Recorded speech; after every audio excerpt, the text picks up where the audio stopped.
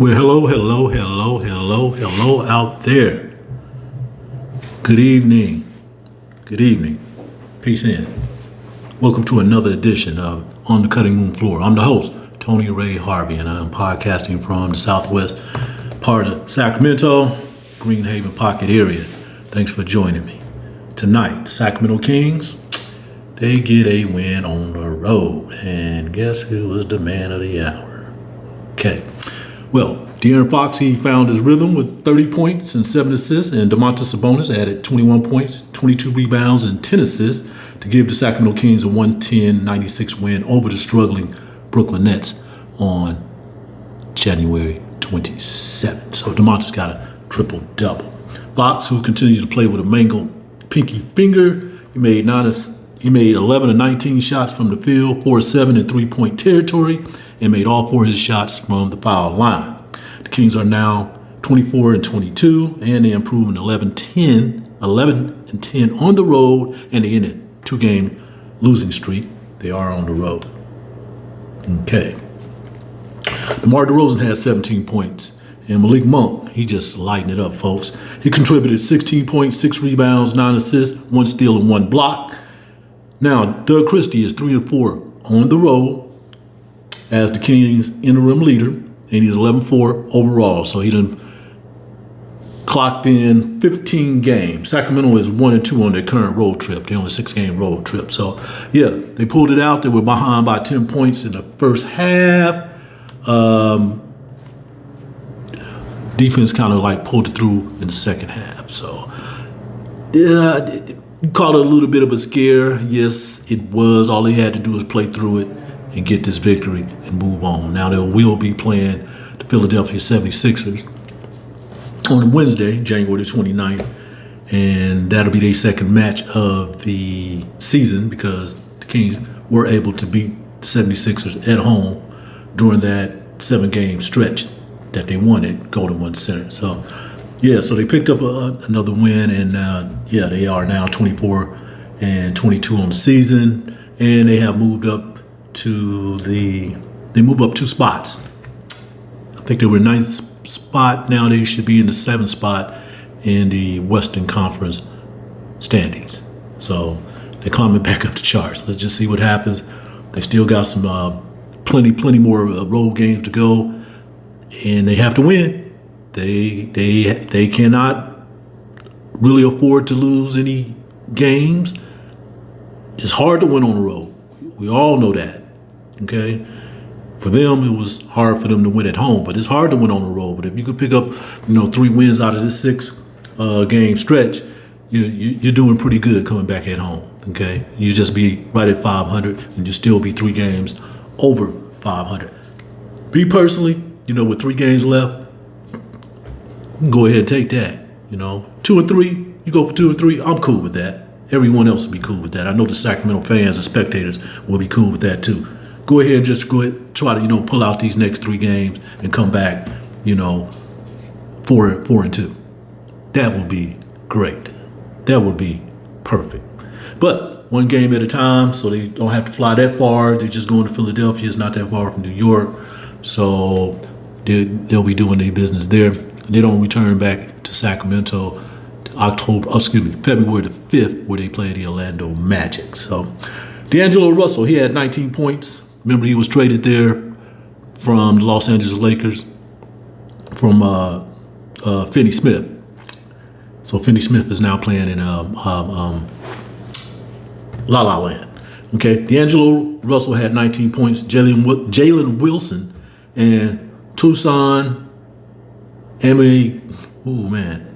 Mwua, let me get this straight now. Tucson Mwua. Something like that. He had 15 points, as well as Jalen Wilson. I'm going to get that name, correct. That's one of my thorns in my side, pronouncing these names. Now, interesting thing about that, I'll mention Tucson a little bit later when I'm trying to figure out, how to pronounce his last name. Pretty interesting dude. He's from Great Britain. And the Nets, they fall to 14-33 on the season, and they are 5-16 at the Barclays Center, and they are 1-5 against Western Conference foes. Okay, under former Kings Associated coach Jordi Fernandez, the team is in the midst of a 7-game losing streak and has failed to win at home in their last 11 games dating back to December 21st. So we know what that's all about. It was something that I was peeping out when Washington was here in Sacramento when they played the Kings, and you can read between the lines with these losing teams. Not saying that they are tanking. I'm not saying that if that's what they're doing, that's what they're doing. But I knew one thing: they do want to stay in the sweepstakes for Cooper Flag, who been getting down this season. He's definitely going to be the #1 pick, and he's definitely coming out after his freshman year. He's definitely into the draft. So when you look at teams like Washington Wizards and the Brooklyn Nets, hey, everybody want to get a shot at that. So I know the Nets had a few players out. Let's see, Cam Johnson, who everybody's been talking about. Cam Johnson's been out with a hamstring injury. Cam Thomas, excuse me, slow down. Cam Thomas has been out with a hamstring injury. Cameron Johnson, he's been out with a right ankle injury, and Ben Simmons continuously had these back soreness. He was sidelined as well for the Nets. So that was why it's even more important. I don't like to use the word even. That's why it was more important for the Kings to beat the Nets in the shape that they're in. Okay. Well, whatever happens, when those ping pong balls drop or however they doing that, they do it all behind the scenes. Right now, the Nets appear to be in the running for Cooper Flag. So let's just see what happened with that. Now, just give you a little quick recap of the game, because the Nets did defeat Sacramento 108-103 earlier this season. That was November 24th at Golden One Center. And that victory then had stopped the Nets' 4-game losing skid against the Kings. Okay. All right. In the first quarter, the Nets led by as many as 10 points in the first, and they led 54-47 at halftime. Okay, the Kings fell back 9 points early in the third quarter, but then they went on a 12-0 run capped by a basketball monk to take a 63-60 advantage. Sacramento Kings led 80-78 through 3 quarters of action. So in the fourth quarter, Keegan Murray hit a 3-point basket completed on a 11-0 run by the Kings to give them a 97-85 lead at the 6:08 mark of the fourth quarter. The Kings led by as many as 17 points in this game. All right, the Kings had 62 points in the paint to the Nets 38, and they had a 19-7 edge in fast break points. That was the Kings as well. So, a win is a win. Just time, to pack it up and move on to brotherly love city and try to, get that too. I know the 76ers looked like they were playing pretty well when they did come to Sacramento. I think they were on a winning streak, and now they kind of regressed a little bit too. So they may be trying to get this, Cooper Flag kid, young man as well. Who knows? I think they're still in a position to make the play-in and the playoffs. I haven't checked the Eastern Conference standing, but they have been in trouble since the beginning of the season. So let's see what happens. They are at home. I know they want to get some get back from the Kings, for losing here, during that the Kings 7-game stretch where they were victorious. So let's see what's happening. Now, just getting back to here. I think you pronounce his name Awamu. Okay, Toussaint Awamu. Okay, this guy is a British player. Now, the reason why I bring him up, because I just saw him here in Sacramento 2 years ago for the NCAA tournament. He was playing with Princeton, and he was playing with Princeton 2 years ago. They won that game, as a matter of fact. That was an electrifying game, too, in Golden One Center. That was the first round of the NCAA tournament that was here in Sacramento, the mid-March 2023. Matter of fact, that day was March 16 when they beat the Arizona Wildcats 59-55. So I was looking at his name, and the reason why it was, driving me crazy because towards the end of the first towards the end of the first quarter, the Nets went on a 15-2 run to close out the quarter. And he had scored 9 of those points. I'm like, who is this guy? So, the name just kept coming up. Yes. The young British man who played with Princeton, the Princeton Tigers. Y'all know that's an Ivy League school. Matter of fact, Monty McNair, the GM, general manager, that's his alma mater, Princeton. Yes, Tosan was a pretty interesting player that helped them get that victory for Princeton while he was here in Sacramento. And the thing I really want to bring up, because when they were on that run and they kind of felt like they were going to win, I'm talking about Princeton, going against a real legitimate established team in Arizona. The Sacramento Kings, the Sacramento spectators at that game got behind Princeton. And when that energy level goes up in that building, it gets everybody into a frenzy. And they were supporting that. They were supporting Princeton. That's what happens here, Sacramento. Okay, so back to the game. All right. So now the Kings are 9-7 against Eastern Conference teams this season, and they are 5-3 on the road against Eastern Conference teams on their way to Philadelphia 76ers. Domantas Sabonis, as we know, he had a triple-double, but he had 22 rebounds during the process. Okay, so with that mark tonight, he is now the 5th player in franchise history with 20 or more 20 rebound games. He joins a fascinating group that includes Jerry Lucas, Maurice Stokes, Sam Lacey, and Wayne Embry. So I know that there's been a lot of talk about him making the All-Star team. I think he, no doubt, will be able to. If he don't make the All-Star, I mean, it's not even political. They shouldn't even be, having these type of midseason contests. If somebody putting up these type of numbers, because he got jilted last season. He should have been an All-Star last season. But if he doesn't make the All-Star team this year, something is completely wrong. Okay, we're going to have to find out what's going on, Adam Silver. If this young man does not make the All-Star team, if he's not in San Francisco in the mid-February, I think it's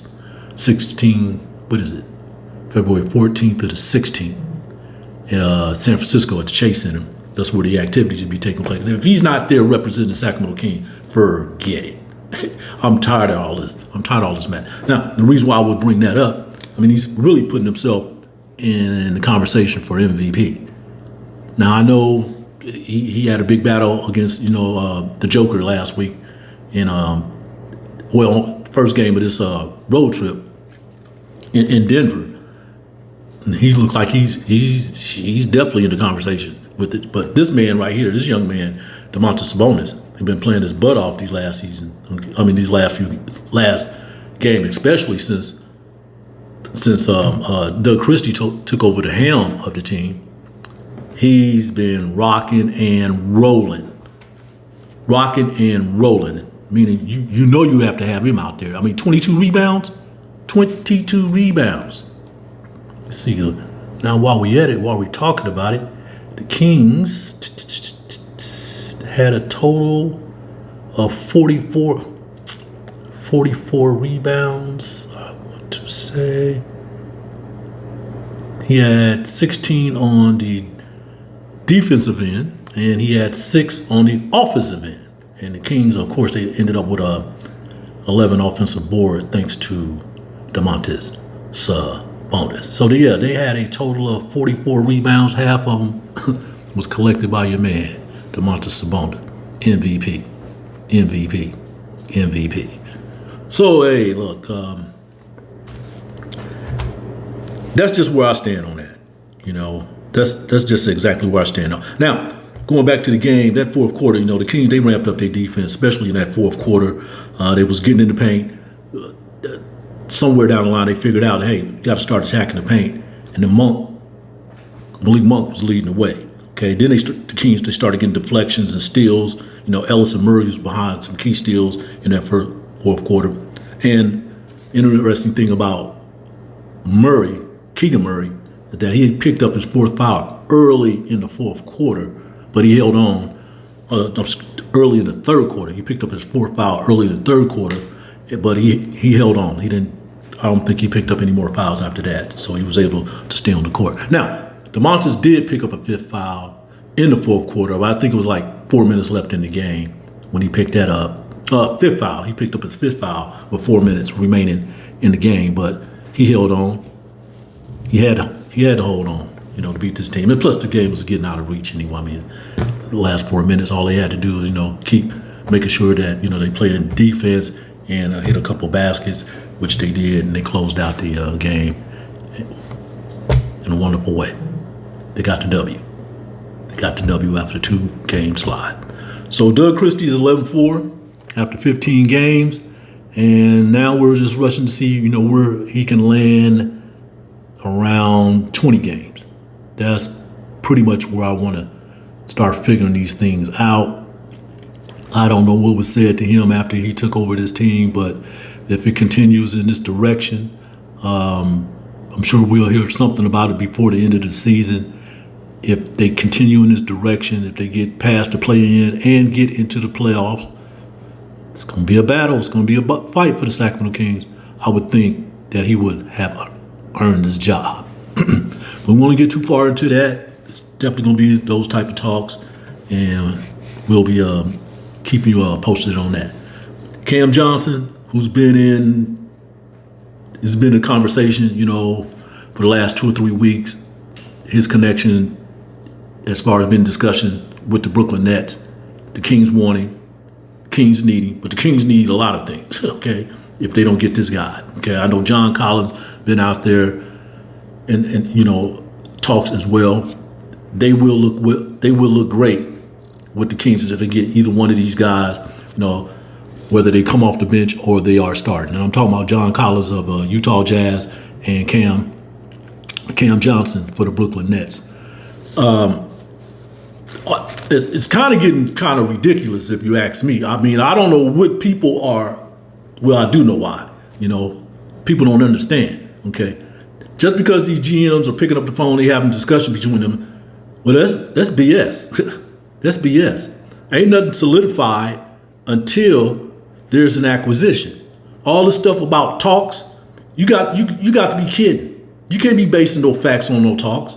They could just be picking up the phone. Hey, how you doing today? Anything happening? No. Boom. Next thing you know, hey, they had a discussion. It's gonna be Cam Johnson and get off of that. Okay, get off of that. And the reason why I say that, because you have a right to your own opinions, but stop making it look like it's breaking news because these GMs are having discussions. These GMs probably talk about 2 or 3, 4 different GMs in the association a day. And only one thing's going to come out of it because everybody's zeroed on this. This stuff is ridiculous. I'm serious. Okay? For a minute there, it still happened. Okay? Said I was going to stop using that word okay so many times. Okay. But for a minute there, all these speculation, everybody act like, you know, speculation was fact for different reasons, different situations and stuff. I've been doing this for 35 years. 35 years. Okay? I can go back into the mid-1970s when I started delivering papers, but that don't count. Okay? I can go back to the end of the 60s when I was watching Walter Cronkite telling us about a aircraft that's about to go up, you know, in the air, in the universe, and land on the moon. Then a man jumps out of the contraption and he steps on the moon. That don't count. But what I'm saying is that's how much connected I am with this world of communication, journalism. Because right now we got all these you're bloggers, you're basically bloggers, you know, posing as reporters. All right, I done read some of those reports out there. They're opinionated. Those are bloggings. That's what that is. Stop with all this, so-and-so having a discussion. I know what's going to happen. You done threw 10 names up on the wall as far as trade discussion with the Sacramento Kings. Is one of them fall? Oh yeah, I was right about that. We were talking about that not too long ago. We were. Get out of here with that stuff. That's my digital commentary for tonight, folks, because this is getting totally ridiculous. Nothing happens until it's an acquisition. And we already know where it's going to come from. Sham Charania. He's going to be the messenger. It's not going to happen here from anybody from Sacramento. If it is, I'll be totally surprised. And if it does, I was wrong. And I will say that I was wrong because a lot of people don't understand this either. Can't take accountability. But it is getting totally ridiculous, with these bloggers out here thinking they're reporting on something and you're overdoing it as it is right now. All right, what we got? Today is January 27th. The deadline is not until February 6th. If they were going to get Cam Johnson, they probably would have got him by now. Why we got to wait until the deadline? Okay? Why? Because there's other teams that is interested in this young man. And probably John Collins too in Utah. These GMs are playing their cards right now. You got to know when to hold them, know when to fold them. All the speculation and all this talks. Are you kidding me? Are you kidding me? Cut it with the stuff. Now, once again, you do have a right to your own opinions. But this manufacturing of facts and all this stuff, or manufacturing a timeline that could lead to facts just to serve your best interest, that ain't gonna get it, man. That ain't gonna get it. All right? Because I do know one thing when you be playing around with this stuff. Okay?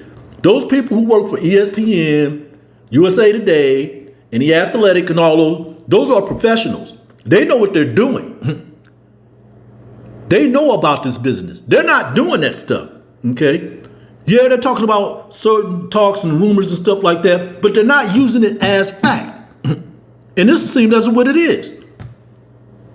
So you got your 10 names up on the wall, and you're waiting for one of them to drop so you could be the hero of the day in Sacramento, and Sacramento only.